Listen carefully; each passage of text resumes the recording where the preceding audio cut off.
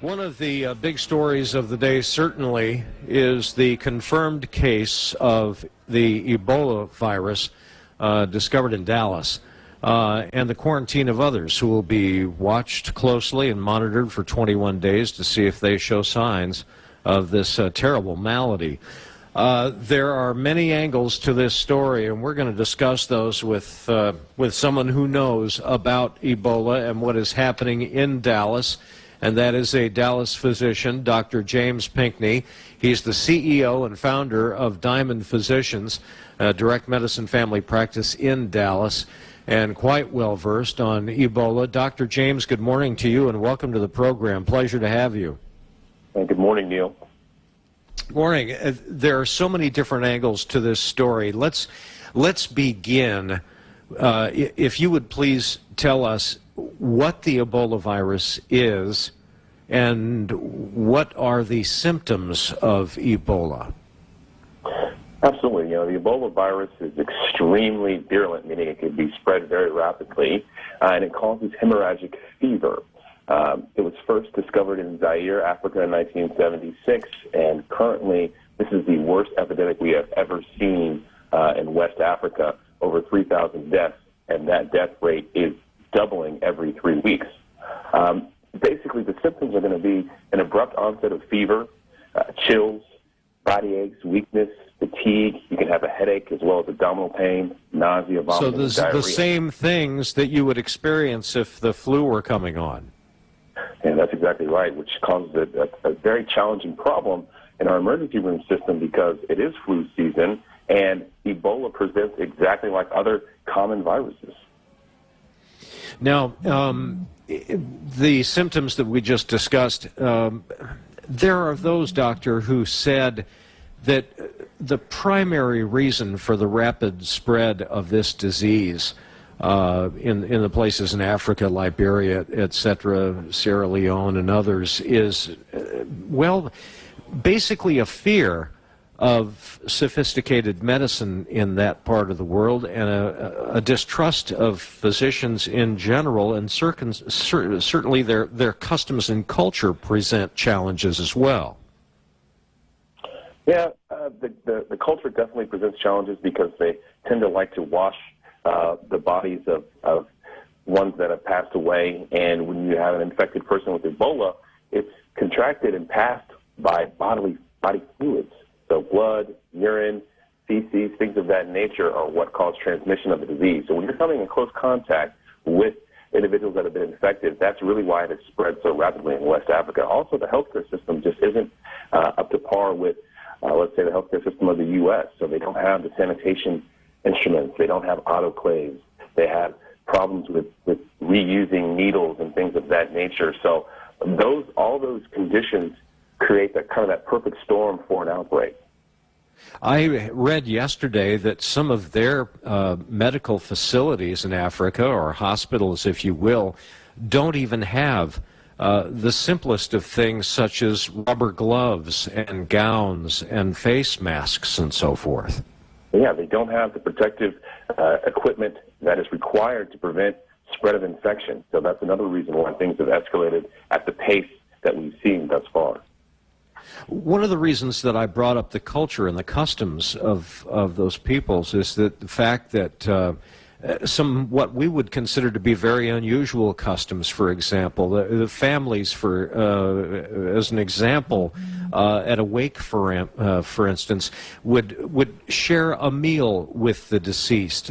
Some of the cultures actually encourage and the kissing of the deceased and so forth. And Ebola is not an airborne virus, but again, as you said, spread by bodily fluid secretions and so forth, and it's dangerous. It is, and that's exactly right. In West African culture, they will embrace the body of ones that have passed away, and when you're infected with Ebola, that's just not a good idea because you're going to increase the likelihood of transmitting the disease. The mortality rate is 55%, so that's about 1 in 2 individuals that contract Ebola are going to die. Now, depending upon who you listen to, there are those who have said for the past year that because of our sophisticated medical response in the United States, that certainly a case or two might rear its ugly head, but there certainly would not be an outbreak or pandemic in America. What is your feeling on that? Is it one way, the other way, or somewhere down the middle? The likelihood of an epidemic here in the States is essentially zero. Our healthcare system is phenomenal. The CDC has done a great job isolating and quarantining the individual who has contracted Ebola here in Dallas, Mr. Duncan. The 20 or so people that he contacted have also been in quarantine and will remain in quarantine for 21 days. So there's just no way that a huge epidemic is going to spring up in the U.S. Now, we might see cases in other cities. I wouldn't doubt that. But we've seen 5 cases of hemorrhagic fever in the U.S. in the past. They weren't caused by Ebola. They were caused by the Marburg virus and Lassa fever. But in those instances, we didn't have any other transmission of disease. The individuals that contracted hemorrhagic fever were contained, and we didn't have any epidemic. Now, this unfortunate gentleman who is infected with the Ebola virus initially went to the hospital complaining of the typical symptoms. He was given antibiotics and sent home. It's been revealed in the media that they asked him for his Social Security number, and he replied that he did not have one, that he was just here visiting from Liberia. As a physician, what would be your response to the response of the hospital here and the way this was handled? Well, to send him home again. Submitted protocols for Ebola triage, and one of the biggest factors is that travel history.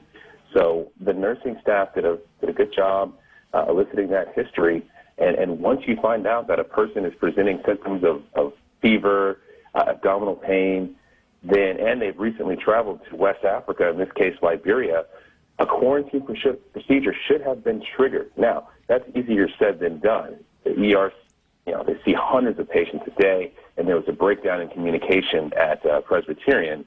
However, that patient should have been quarantined at that time, and they've admitted that mistake. And moving forward, let's just hope that every ER in the country follows the CDC guidelines very diligently. After this exposure, you would think that they certainly would. And I guess that at least is a good thing. It is a concern, however, when you consider that in that part of the world there are 13,500 people who maintain U.S. passports and could travel freely to this country at any time. Doesn't that put many of our major cities at risk? I don't know if it puts the cities at risk, but it definitely puts the possibility of increased exposure to Ebola on the table. So again, as far as a pandemic or a mass outbreak in the U.S., it's extremely unlikely. Right now, this strain is very virulent. It likes to spread in the fashion that it's spreading, and that's through bodily fluids. And you have to have evolutionary pressure for a virus to mutate. And because this virus is spreading so rapidly, there's no reason for it to mutate into an airborne virus, one that is transmitted and infecting people through respiratory secretions and airborne droplets. I did see an interview with a physician from the CDC yesterday who stated on television that he firmly believed that within a year they would develop a vaccine for this virus. In the medical journals and so forth that you read and follow, have you detected any possibility of that? Yeah, right now there's 2 experimental serums, the ZMapp serum that Dr. Brantley received, and then there's the TKM Ebola serum that Dr. Rick Sarka received. The problem is we don't know if these serums actually cured these individuals. It could have been their own immune system. So it's going to take some more mapping and some more trials until we really find that serum that works 100% of the time. But as far as a serum being developed in the next year, I think that's a huge possibility. These new drugs and these new companies, They do phenomenal work. They work quickly, and they're putting all their resources into developing an immunization for Ebola. We're speaking with Dr. James Pinkney, the CEO and founder of Diamond Physicians, a direct medicine family practice in Dallas, Texas, where the news of Ebola is spreading. I have questions for you, Doctor. On the other side of the break here, a brief one about a bit of panic in the Dallas, Texas area. This is West Michigan Live with Neil Dion on News Radio Wood 1300 and 106.9 FM. Ebola. What is it? Are we in danger? We're speaking about this terrible virus with Dr. James Pinkney, the CEO and founder of Diamond Physicians in Dallas, Texas. And Dr. James, I have a few questions about the reaction in Dallas to the discovery of the Ebola virus. And I did speak with someone this morning, and while this information is anecdotal, I spoke to a friend who is in the media in Dallas, and he shared with me getting a phone call from his son at school. And there is a bit of panic. For example, if a child is not in class today, suddenly the rumor spreads all over the school that so-and-so has Ebola, and the parents are freaking out a little bit. Some are actually keeping their kids home from school. Have you heard about those things today? Yes, I have. And even yesterday, the levels of anxiety and apprehension in the city were extremely high. We received dozens of calls at my office at Diamond Physicians. It's about a half mile from Presbyterian. So there is a sense of fear, but I think it's my job to definitely decrease that fear and supply people with the facts. And the facts are, if you aren't showing symptoms, you are not contagious. So typically that first symptom is a high fever. And Mr. Duncan did not display symptoms until the 24th. And none of the children are displaying symptoms. The 3 paramedics that are in quarantine, they aren't displaying symptoms, nor are either any of the ER staff that had contact with Mr. Duncan. So the odds of them infecting someone else are pretty much zero because they're not displaying any symptoms now, and they weren't when they were out of quarantine. So no fear, send your kids to school, but let's be smart and let's be cognizant of the fact that we do have an Ebola patient here in Dallas, and let's take the necessary safety precautions to make sure we don't have an epidemic. But as far as mass hysteria and fear, not warranted at this time. You know, Dr. James, if there is a silver lining here, it appears that people in the workplace in Dallas, for example, are taking this seriously enough that they are doing the things that we should typically do on a daily basis anyway. This friend also shared with me this morning that there is great caution in the workplace in Dallas today, that people are somewhat staying away from one another. They're not shaking hands like they usually do. They're doing things like swabbing keyboards, for example, with antibacterial wipes and so forth. And that's just smart anyway, correct? Yeah, that's just good hygiene, especially during flu season. The spread of viruses is by hand-to-hand contact, and that's like common cold, influenza, things of that nature. So you should be washing your hands regularly, wiping down your keyboard regularly. Keep your hands out of your face. Don't touch your eyes, your nose, your mouth. Those are things that should be practiced daily just to prevent the spread of common viruses. Ebola is not spread that way. You have to have contact with bodily fluids, and those bodily fluids have to be exposed to some mucous membrane or bodily fluids of the person who has that may be infected. So casual contact, again, is not going to spread Ebola. I know that HIPAA regulations are pretty tough, but may I ask you, sir, do you have any idea how Mr. Duncan is doing and what his prognosis might be? He was downgraded from, or I should say upgraded from critical to serious conditions. That's a good thing, but he still is in serious condition. That's all the information that I've been able to obtain because, as you are correct, HIPAA really prevents details to be leaked from about a person's medical condition and medical history. I'm not sure how we even got his name. That definitely shouldn't have been released. I wondered myself, the way privacy is. It seems like we have privacy everywhere except the internet. But I certainly hope he does well, and that the rest of the folks he came in contact with do not show symptoms. Absolutely. What the physician said yesterday on television, he wanted to try people that, as you just stated, you don't get this necessarily from sitting on an airplane with someone who's been exposed to it. It takes a great deal more contact than that. That's correct.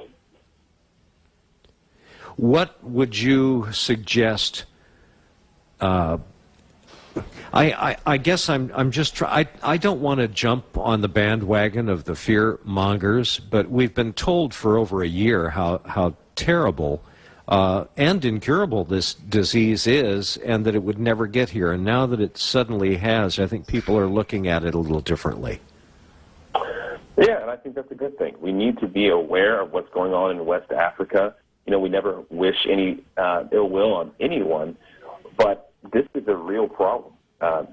President sent over 3,000 troops. The CDC has bolstered their efforts in West Africa. So this just isn't a West African disease. This is a global problem in a connected world with a plane ride separating us from any major city in this world. We have to be very cognizant about the repercussions of the Ebola outbreak and put all of our forces and attention to stopping this epidemic now before it becomes a worldwide problem.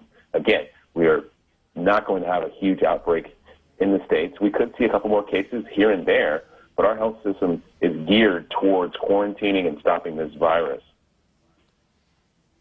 You know, one other good thing to do, perhaps, to eliminate fear is get a flu shot. And then you can perhaps eliminate that from the equation if someone in your household becomes ill. Absolutely. And I recommend flu shots every year, especially to pregnant individuals, elderly, and children. You definitely need to get your flu shot. The flu shot doesn't give you the flu. It's an inactivated vaccine. It simply sparks an immune response. So a lot of times I'll say, well, I took my flu shot and I got the flu. No, your body just responded appropriately to the vaccination and created antibodies for you. So if you do get the flu, it's a much less severe experience. You know, the Ebola virus was named after the region where this was first seen, and that was in the region of the Ebola River. I heard a reporter say yesterday, after spending several weeks